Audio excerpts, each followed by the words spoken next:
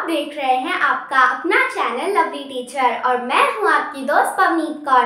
और आज की इस वीडियो में आपका स्वागत है। ये है class 7 science NCERT chapter number 2 nutrition in animals का पार्ट 4। तो चलो आज की इस वीडियो को बिना किसी देरी के शुरू करते हैं। तो सबसे पहले हम बात करेंगे इस बारे में कि what is tooth decay. Tooth decay क्या होता है? तो अब आपको इतना तो पता ही होगा कि जो हमारे माउथ के अंदर बैक्टीरिया रहते हैं वो हमारे माउथ के लिए बिल्कुल भी हार्मफुल नहीं होते हैं। लेकिन अगर हम अपने माउथ और टीथ को क्लीन नहीं रखते हैं तो हमारे माउथ के अंदर काफ़ी सारे हार्मफुल बैक्टीरिया रहना चालू कर देते हैं। और ये जो बैक्टीरिया है वो हमारे अनडाइजेस्टेड यानी कि लेफ्ट ओवर फूड के अंदर जो शुगर होता है, हमारे अनडाइजेस्टेड फूड और लेफ्ट ओवर फूड के अंदर जो शुगर होता है उसको ये एसिड में कन्वर्ट कर देते हैं।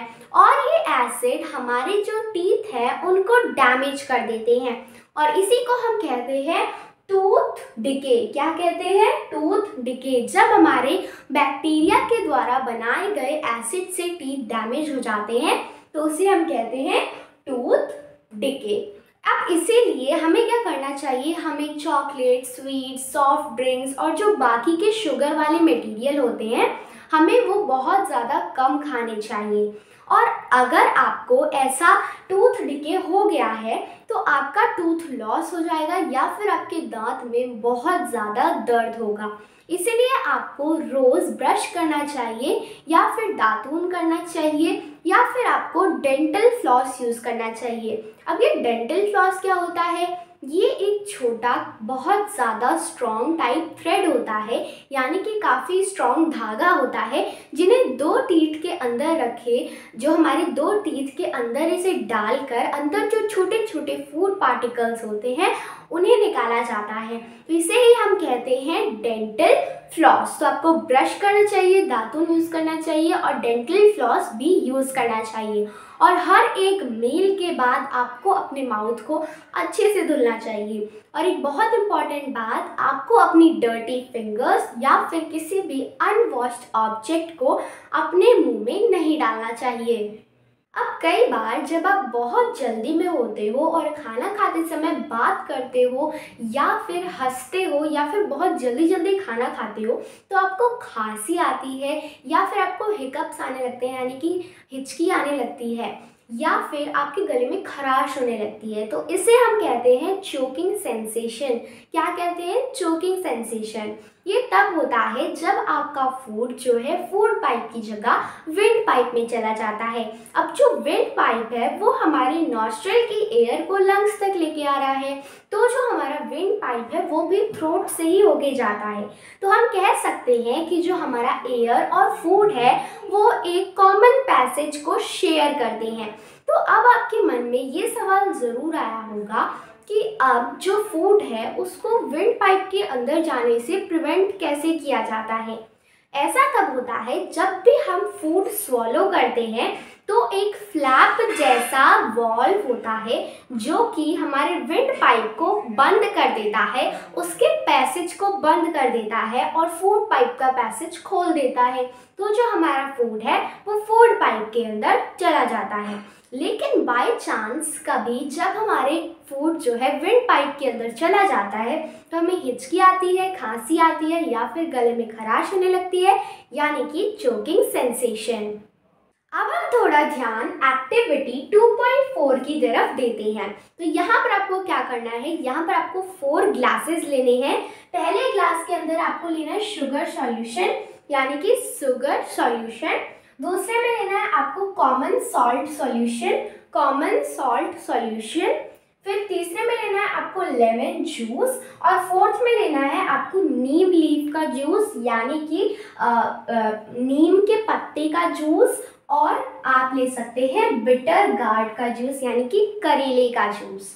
तो यहाँ पर आपको एक में लेना है शुगर सॉल्यूशन, एक में कॉमन सॉल्ट सॉल्यूशन, एक में लेमन जूस और एक में नीम लीफ का जूस या फिर बिटर गार्ड का जूस। तो ये आपको 4 ग्लास में भर लेना है। अब अपने क्लासमेट से आपको पूछना है या फिर आपके किसी भी फ्रेंड से पूछना है कि वो अपने टंग को बाहर निकालें और एक काफ़ी ज़्यादा क्लीन टूथपिक का यूज़ कर कर हर एक सॉल्यूशन में से छोटा छोटा जो बूंद है वो उसकी टंग के अलग अलग जगह डालनी है।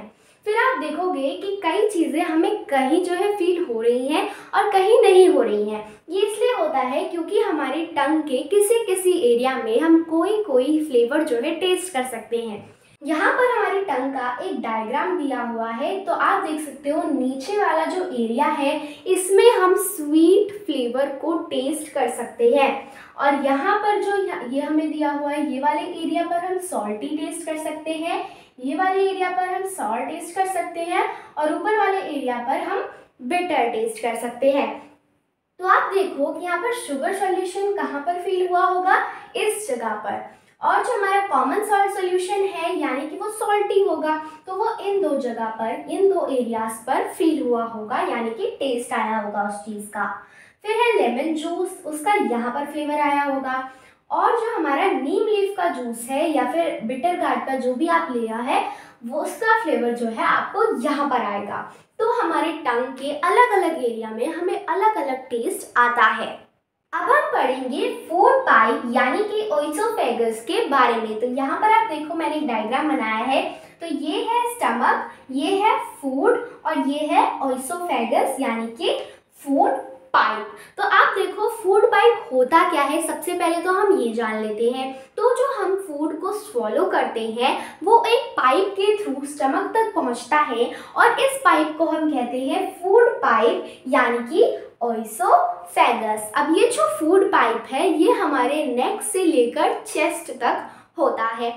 अब जो फूड है वो नीचे की तरफ पुश कैसे किया जाता है, तो जो हमारा फूड पाइप होता है उसकी वॉल के अंदर कुछ मूवमेंट्स होती हैं इस प्रकार की, जिसके अंदर जो फूड है वो नीचे नीचे धीरे धीरे कर कर स्टमक तक पहुंच जाता है। वैसे तो इस प्रकार की जो इस टाइप की मूवमेंट है वो पूरे एलिमेंट्री कनाल यानी कि पूरे डाइजेस्टिव सिस्टम में होती है, ताकि धीरे धीरे जो फूड है उसको नीचे ले जाया जा सके हर एक ऑर्गन तक, जैसे कि small intestine, large intestine, stomach, इस तरीके से। तो ये मूवमेंट की हेल्प से हम फूड को जो है नीचे की तरफ, डाउनवर्ड्स की तरफ जो है पुश करते हैं। तो ये हमने पढ़ लिया। अब कई बार क्या होता है कि जो हमारा फूड है हमें उल्टी आ जाती है, खाना खाने के बाद हम वॉमिट कर देते हैं। तो ये इस वजह से होता है कि जब हम ज़्यादा खाना खा लेते हैं और हम खाते रहते हैं तो हमारा जो स्टमक है वो फिल हो जाता है, और बाकी के जो फूड है उसको एक्सेप्ट नहीं करता है, और जो बाकी का बचा फूड है उसको हम वॉमिट कर देते हैं, यानी कि हमें उल्टी आ जाती है।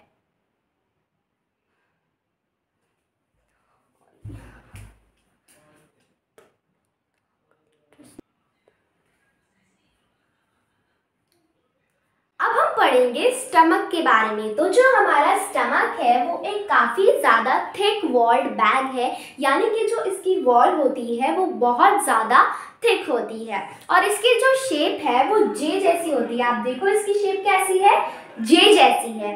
और ये जो स्टमक है वो एक एंड से जो है फूड को रिसीव करता है, और दूसरे एंड से जो फूड है उसको स्मॉल इंटेस्टाइन की तरफ जो है डाउनवर्ड्स की तरफ पुश कर देता है। तो आप देखो कि जो हमारा स्टमक है वो पूरे एलिमेंट्री कनाल का सबसे ज़्यादा वाइडेस्ट पार्ट है। It is the widest part of the elementary कनाल। इतना हमने पढ़ लिया, लेकिन ये काम क्या करता है? ये जो है म्यूकस, हाइड्रोक्लोरिक एसिड और डाइजेस्टिव जूसेस बनाता है। इसकी जो इनर लाइनिंग है वो ये तीनों चीज़ें बनाती है, और जो हमारा फूड है वो जैसे ही इसके अंदर आता है तो जो म्यूकस है वो स्टमक की इनर लाइनिंग को प्रोटेक्ट करता है, और जो हमारा हाइड्रोक्लोरिक एसिड है जो फूड के अंदर जो बैक्टीरिया होता है उसको किल करने में हेल्प करता है, यानी कि हाइड्रोक्लोरिक एसिड फूड के हर एक बैक्टीरिया को किल कर देता है। उसके बाद आता है डाइजेस्टिव जूसेस। जब बैक्टीरिया को किल कर दिया जाता है तब जो म्यूकस है एसिड से बचने के लिए स्टमक की इनर लाइनिंग को प्रोटेक्ट करता है। क्या प्रोटेक्ट करता है? म्यूकस। हाइड्रोक्लोरिक एसिड बैक्टीरिया को किल करता है। फिर आती है डाइजेस्टिव जूसेस की बारी। अब डाइजेस्टिव जूसेस फूड पर एक्ट करते हैं और digestive juices break down protein into simpler substances, और जो फूड के अंदर जो प्रोटीन होता है उसे सिंपलर सब्सटेंसेस में ब्रेक डाउन कर देते हैं। ये बहुत ज़्यादा इंपॉर्टेंट है। डाइजेस्टिव जूसेस क्या करते हैं? They break down protein into simpler substances, food के प्रोटीन को सिंपलर सब्सटेंसेस में ब्रेक डाउन कर देते हैं। तो आज के इस वीडियो के लिए इतना ही। इसी के साथ हमारी आज की वीडियो होती है समाप्त। तो अगर आपको ये वीडियो अच्छी लगी हो तो इस वीडियो को लाइक करना, चैनल पर नए तो चैनल को सब्सक्राइब करना और इस वीडियो को शेयर भी करना। ओके, बाय बाय, मिलते हैं अगले एपिसोड में।